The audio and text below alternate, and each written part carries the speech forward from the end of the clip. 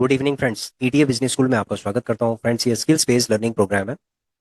आज का वीडियो बहुत ही इंपॉर्टेंट है। CPSE, central public sector enterprises, ETF, exchange traded fund analysis. आज हम सीपीएसई का एनालिसिस करेंगे। सीपीएसई एक ऐसा ईटीएफ है जिसमें सेंट्रल पब्लिक सेक्टर अंडरटेकिंग वाली जो कंपनियां हैं वो इसके अंदर है। हाई परफॉर्मर इसके अंदर रखे गए हैं। टोटल अप्रोक्सीमेटली 11, वो हम बताएंगे आपको कि 11 कंपनियां इसके अंदर रखी गई हैं। कौन कौन सी कंपनियां इस सीपीएसई के अंदर आती हैं वो भी हम आपको बताएंगे। ठीक है फ्रेंड्स, सीपीएसई एक ऐसा ईटीएफ है जो ब्लॉकबस्टर ईटीएफ है। इसने 100% का भी रिटर्न दिया है एक साल में। 100% का भी रिटर्न दिया है। और लास्ट एक साल में ये समझ लीजिए कि ये 25 से 30% नीचे भी गिरा है, यानी 30% नीचे भी गिरा है। 100% ऊपर गया है तो 25 to 30% नीचे भी आया है। ठीक है, इसमें कौन कौन सी कंपनियां हैं जब हम उन कंपनीज के बारे में आपको बताएंगे उसके बाद आपको कॉन्फिडेंस आ जाएगा कि हाँ, सीबीएसई एक ऐसा ईटीएफ है जो कि डीप ऑन बाय वाला है, कि अगर आप लॉन्ग टर्म में इस ईटीएफ को रखना चाहते हैं तो आप रख सकते हैं। ये लाइफ टाइम वाला ईटीएफ है और जितना ये नीचे गिरता है आपने उठाते जाना है, उठाते जाना है। और इसकी जो, ये समझ लो कि सीएजीआर अगर देखा जाए तो बिल्कुल भी हम कैलकुलेट नहीं कर सकते, क्योंकि किसी साल इसने 100% का रिटर्न दिया है, किसी साल ये 25%, सॉरी 6 मंथ्स में 25% नीचे भी गया है, फिर उसके बाद इसने 30% का भी रिटर्न दिया है। तो इसके चार्ट को देखकर हमें समझ में आ जाएगा कि ये किस तरीके का ईटीएफ है। आइए चलते हैं हम इसके चार्ट में। फ्रेंड, चार्ट में जाने से पहले मैं आपको ये कहना चाहता हूँ कि ETF business school is dedicated to provide training on ETF, यानी exchange traded fund. Exchange traded fund एक ऐसा इन्वेस्टमेंट व्हीकल है स्टॉक मार्केट के अंदर जो सबसे ज्यादा सेफेस्ट, यानी कि सबसे कम लोवेस्ट रिस्की इन्वेस्टमेंट व्हीकल है। ठीक है, ईटीएफ में जो लोग लॉन्ग टर्म इन्वेस्टमेंट करते हैं उनको इसमें फायदा होता है, लेकिन लॉन्ग टर्म होराइजन के हिसाब से हमें सोचना चाहिए। स्टॉक मार्केट में अगर आप सर्वाइव करना चाहते हैं तो आपको लॉन्ग टर्म का होराइजन लेके ही चलना है, क्योंकि लंबे टाइम में जब आपका फंड्स, पैसा जब कंपाउंडिंग हो जाता है तो ये समझ लो कि वो कई बार 50 गुना भी हो जाता है। अगर आपने 1 लाख रुपए लगाया तो 50 लाख भी हो जाता है चांसेस। 10 लाख लगाया है तो 10 गुना भी हो जाता है, 1 करोड़ भी हो जाता है। ठीक है, तो कंपाउंडिंग में कुछ भी हो सकता है। कहते हैं ये आठवां अजूबा है कंपाउंडिंग, तो इसके बारे में हम कुछ नहीं कह सकते। ठीक है, स्टॉक मार्केट के अंदर रिस्क होता है। जो लोग ये कहते हैं कि guaranteed return, this is not fair, कि कोई ऐसी चीज है स्टॉक मार्केट के अंदर कि 100% गारंटीड रिटर्न, वो नहीं है। रिस्क होगा, उसको आपको मैनेज करना पड़ेगा। जो हाईएस्ट रिस्क वाले जो व्हीकल होते हैं, इन्वेस्टमेंट व्हीकल होते हैं या इन्वेस्टमेंट के मॉडल होते हैं या ट्रेडिंग के जो मॉडल होते हैं, वहां पर आपका पैसा बिल्कुल भी सेफ नहीं होता, यानी वो जीरो भी हो सकता है। ठीक है, जीरो भी हो सकता है उस जगह पे। तो ऐसी जगह पे आप क्यों जाना है जहां पर आपका पैसा जीरो हो जाए या रिड्यूस हो जाए। हम ऐसी जगह जाएंगे जहां पर बिल्कुल सेफ्टी के साथ हमें इन्वेस्टमेंट करना है।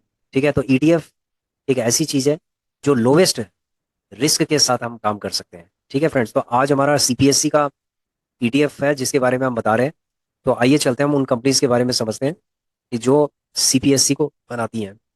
देखिए फ्रेंड्स, अगर मैं एक एक करके आपको बताऊं तो 11 कंपनीज हैं। ठीक है, आपको अपने आप समझ में आ जाएगा। जैसे भारत इलेक्ट्रॉनिक्स लिमिटेड है तो इसका जो वेटेज है, इसके अंदर सबसे ज्यादा वेटेज है। देखो 20.42 वेटेज है, परसेंटेज है। ये पहला कॉलम है, वेटेज है, होल्डिंग्स है मतलब इसकी। ठीक है, एनटीपीसी हो गया, national thermal power corporation limited, 19.91, almost 20%। Power grid corporation of India limited 19.51। ये सारे पब्लिक सेक्टर अंडरटेकिंग है, नवरत्नाज है। ओएनजीसी हो गया, कोल इंडिया लिमिटेड हो गया, एनएचपीसी हो गया, national hydro power corporation limited, oil India limited OIL, Cochin shipyard limited, NBCC India limited. ठीक है, ये कंस्ट्रक्शन के प्रोजेक्ट्स को करती है। National building construction corporation of India है। ठीक है, national building construction corporation of India limited. NLC आप लोगों को पता होगा, एनएलसी पौंडीचेरी में एनएलसी है, Neyveli lignite corporation India limited. ये भी कोयले से इलेक्ट्रिकल एनर्जी में कन्वर्ट करती है, और ये कोल इंडिया लिमिटेड भी यही काम करता है। ठीक है। अब जो 11वां है, ये तो 10 हो गए। 11वां है SJVN है। SJVN का मतलब होता है सतलुज जल विद्युत निगम लिमिटेड। यानी कि हाइड्रो इलेक्ट्रिक प्रोजेक्ट्स हैं।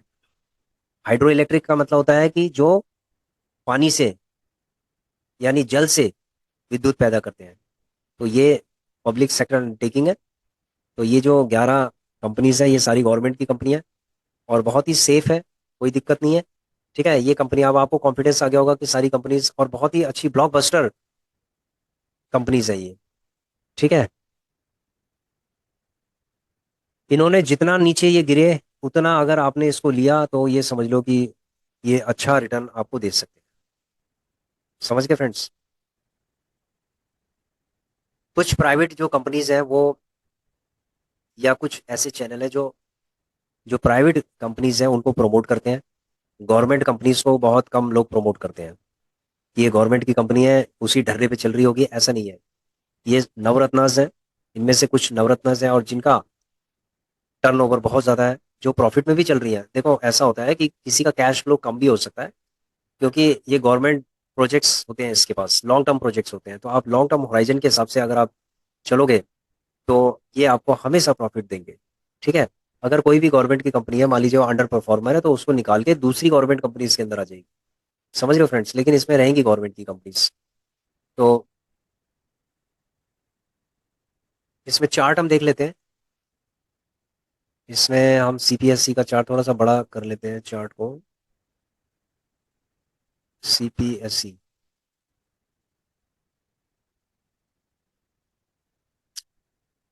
CPSC, ये चार्ट अब थोड़ा बड़ा चार्ट हमारे सामने आ रहा है। अभी आप देख रहे होंगे कि इसका रेट है 93.60, यानी कि 93 रुपये, जबकि ये 106 रुपये पे भी चला गया था। ये मैक्सिमम 106 रुपये 48 पैसे, यानी 106 रुपये लगा लो। मैक्सिमम ये 106 रुपये पे गया है। और अगर देखें हम तो ये शुरुआत इसकी कब हुई थी,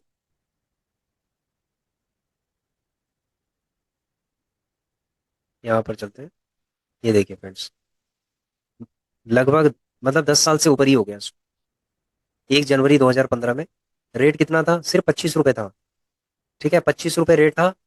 25 रुपये से ये 23 रुपये पे आ गया था, यानी कि 2 रुपये नीचे गिर गया था ये। कुछ टाइम बाद 23 रुपये के आसपास आ गया था। उसके बाद 23 रुपये से फिर दोबारा से ये 25 रुपये पे चला गया। 25 से फिर ये 19 पे आ गया था। 19 से फिर ये 17 पे आ गया था। ठीक है, 17 पे आ गया था, 17 18। इसका मतलब है कि देखो, आप ट्रेंड आप समझ लीजिए कि जब ये नीचे की तरफ जब ट्रेंड बनाता है, तो समझ लो कि 15, इस समय तो छोटा इसका रेट है। इन टर्म्स ऑफ अगर मैं परसेंटेज अगर देखूं, तो ये समझ लो कि 20% के आसपास तो ये नीचे गिरता ही है। ठीक है, 20% के आसपास ये नीचे गिरता ही है। मान लीजिए 22 23 रुपये होगा, 23 रुपये होगा, तो ये 17 16 17 रुपये के आसपास नीचे आ गया। तो अप्रोक्सीमेटली 20% तक ये नीचे गिर सकता है। उसके बाद ये कंसोलिडेशन में रहने के बाद ये फिर ये ऊपर की तरफ ये चलता गया।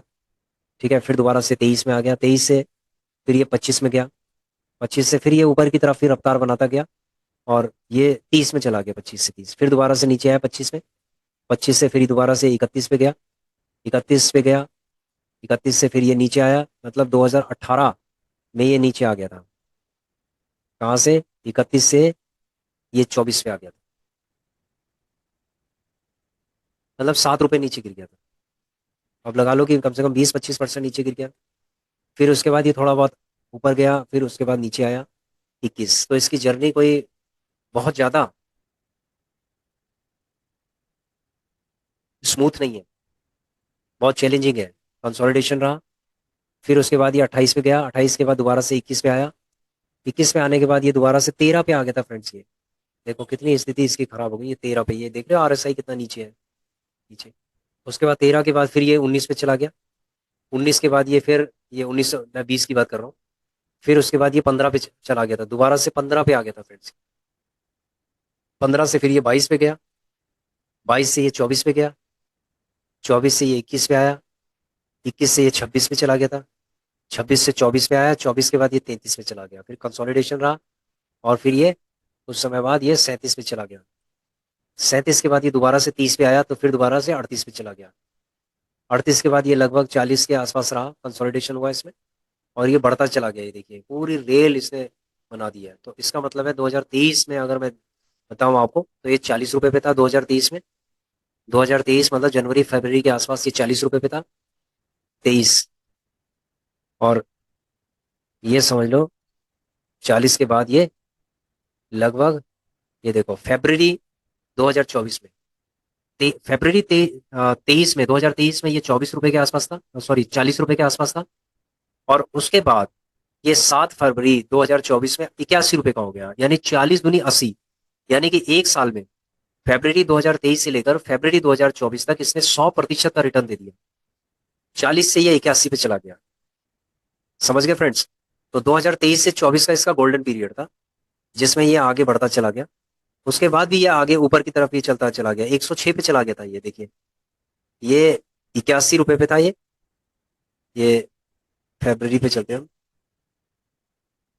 हाँ, 81 रुपए के आसपास था, 81 से ये थोड़ा बहुत नीचे आया ये, और ये इसका जो ट्रेंड था ये ऊपर ही चला गया, 106 पे चला गया। 106 के बाद अभी ये समझ लो कि ये कितने पे है, ये 75 पे आ गया था नीचे। 75 के बाद अभी ये है 93 पे। ठीक है, 75 से ये 93 पे आ गया, यानी बाउंस बैक कर गया है। तो मैक्सिमम 106 पे गया, तो 106 को तो ये तोड़ेगा ही तोड़ेगा, 110 पे तो जाएगा जाएगा ये तो पक्का है कि 110 को ये तोड़ेगा तोड़ेगा। अब ये नीचे कितना जाएगा, और नीचे कितना जा सकता है ये नहीं पता। ये हो सकता है कि 10% और नीचे चला जाए, 15% चला जाए, यानी कि नीचे का हमें नहीं पता कि नीचे कितना जाएगा। लेकिन ये पता है कि जितना नीचे जाएगा उतना अगर डीप ऑन बाय अगर किया, तो ये 106 से ऊपर तो जाएगा ही जाएगा। ठीक है, तो एक साल के अंदर इसकी जो रिटर्न है बहुत तगड़ी रिटर्न आ रही है। किसी साल 100% का रिटर्न भी इसने दिया है, और किसी साल ये 25-30% का रिटर्न भी दिया है इसने, और दे भी सकता है आगे। ठीक है, तो अभी ये जैसे 93 पे है, तो अभी डिस्काउंटेड रेट पे ये चल रहा है। अगर ये 90 पे आ जाता है, तो हम फिर विचार करेंगे कि भाई 90 पे आ गया तो हम इसको बाई कर सकते हैं। तो आइए चलते हैं हम 90 पे हम इसका जीटीटी ऑर्डर लगा सकते हैं।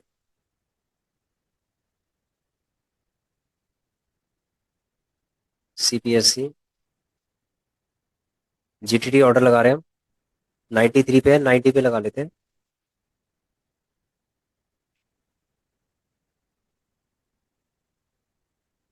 ठीक है फ्रेंड्स, 200 का लगा दिया हमने, 90 पे हम 100 का लगा लेते हैं। ठीक है, उसके बाद 90 के बाद है 89 पे लगा लेते हैं।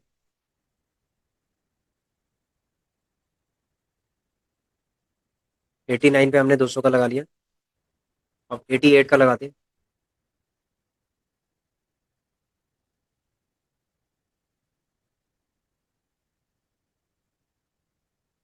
ठीक है, 88 का हम लगा लेते हैं 300।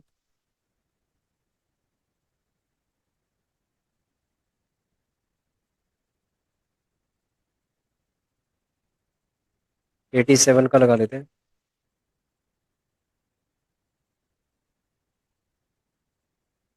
400।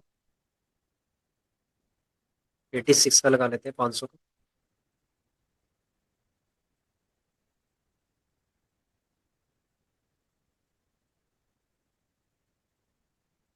500 लगा दिया।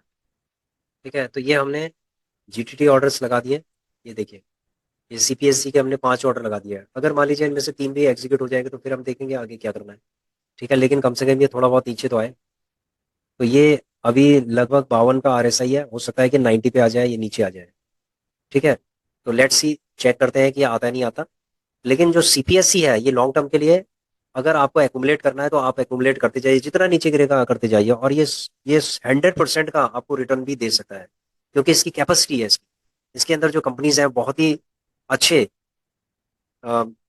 रिजल्ट देने वाली कंपनीज। समझ रहे हो फ्रेंड्स? लास्ट 6 महीने में आपने देखा होगा, हो सकता है कि उनकी परफॉर्मेंस लास्ट 9 मंथ्स ठीक नहीं होगी, लेकिन लॉन्ग टर्म में ये सारी कंपनियां आपको अच्छा डिविडेंड देंगी, और अच्छा, ये कंपनियां ये डिविडेंड भी देती हैं सारी कंपनीज, तो जो डिविडेंड होगा, ठीक है, जो डिविडेंड होगा उस समय ये कंपनी, ये ईटीएफ नीचे आ सकता है, क्योंकि कंपनी जब डिविडेंड देती है तो रेट कम हो जाता है। तो उस समय एक अपॉर्चुनिटी आपको बन सकती है भाई इसमें एंट्री करने का। तो जब जब ये नीचे गिरेगा तब तब एंट्री करनी। समझ रहे हो फ्रेंड्स? तो जब ये कंपनियां डिविडेंड देंगी तो उस समय रेट नीचे गिरेगा। रेट जब नीचे गिरेगा तो आपके पास एक अपॉर्चुनिटी होगी उसको बाय करने के लिए। ठीक है, तो इन चीजों को भी आपको ध्यान में रखना है कि जब भी कोई बोनस या डिविडेंड कोई भी कंपनी देती है, मतलब जो इन्वेस्टर्स होते हैं उनको कुछ भी देगी कंपनी, तो उसका रेट हमेशा थोड़ा बहुत फ्लक्चुएट करता है, गिरता है। जब वो गिरता है उसके बाद एकुमुलेट करना हमें स्टार्ट कर देना चाहिए। समझ रहे हो फ्रेंड्स? तो ये था सीपीएससी का एक छोटा सा एनालिसिस। और जितनी जितना ये नीचे गिरता है ये समझ लो कि आपने इसको उठाना है। तो एक क्वेश्चन है कि अगर मान लीजिए किसी के पास 10 लाख रुपए है, 10 लाख रुपए, तो वो किस तरीके से सीपीएससी में इन्वेस्ट करेगा? देखो हमें पता है कि ये मैक्सिमम 25 रुपए तक ये नीचे गिर जाता है, उसके बाद बाउंस बैक कर जाता है। तो हमें क्या करना है, सबसे पहले तो मार्केट के आसपास ही उसको ले लेना है, मतलब 1 लाख रुपीज का। हमें जब मार्केट जो भी चल रही है, मार्केट रनिंग मार्केट हल्का सा फ्लक्चुएट जरूर करेगा, तो हमें उसके हिसाब से 1 लाख रुपए में इसको ले लेना है। उसके बाद ये 3 साढ़े 3 रुपए अगर नीचे गिरता है तो उसके बाद उसको बाय करना है, यानी 3.5, नेक्स्ट 3.5 रुपए में आपको 1 लाख रुपए लगाना है। फिर नेक्स्ट 3.5 में आपको फिर 1 लाख रुपए लगाना है। ऐसे करके आपको कम से कम 5 बारी में आपको लगाना है। ठीक है, 5 बारी में आपको लगाना है, 5 लाख रुपए लगाना है। अगर ये 20 रुपए से मान लीजिए और नीचे गिर जाता है, 25 पे गिर जाता है, तो आपको लगभग 2 से 2.5 लाख इसके अंदर लगा देने। और उसके बाद मान लीजिए 2.5 रुपए और नीचे गिर जाता है, तो जो आपके पास है वो सारा लगा देना है, ताकि उसकी एवरेजिंग कम हो। और उसके बाद इसको आप छोड़ दो लाइफ टाइम के लिए। ठीक है, होराइजन रखो लाइफ टाइम का। और जो भी आपके पास जो जितनी भी क्वांटिटी है आपके पास, उसको आपको होल्ड करके रखो। ठीक है, जब तक कि वो आपको कम से कम आपको 20%, 15 से 20% का रिटर्न ना दे, तब तक आपको उसमें से निकलना नहीं है। नहीं तो फिर ये सारी मेहनत खराब हो जाएगी। समझ रहे हो फ्रेंड्स? तो होल्ड रखना भी जरूरी है। ये नहीं कि 1,000 रुपए 2,000 रुपए दिखाई दे रहा है उसके बाद फटाक से आपने एग्जिट कर दिया, ऐसे नहीं करना। आपको प्रॉपर तरीके से उसको पेशेंस के साथ खड़े रहना है। और जब ये आपको 6%, 8%, 10% रिटर्न दे दे, उसके बाद ही इसमें से निकलना है। समझ गए फ्रेंड्स? आशा करता हूँ कि आप लोगों की समझ में आ गया होगा कि सीपीएससी का एनालिसिस किस तरीके से हमने किया है।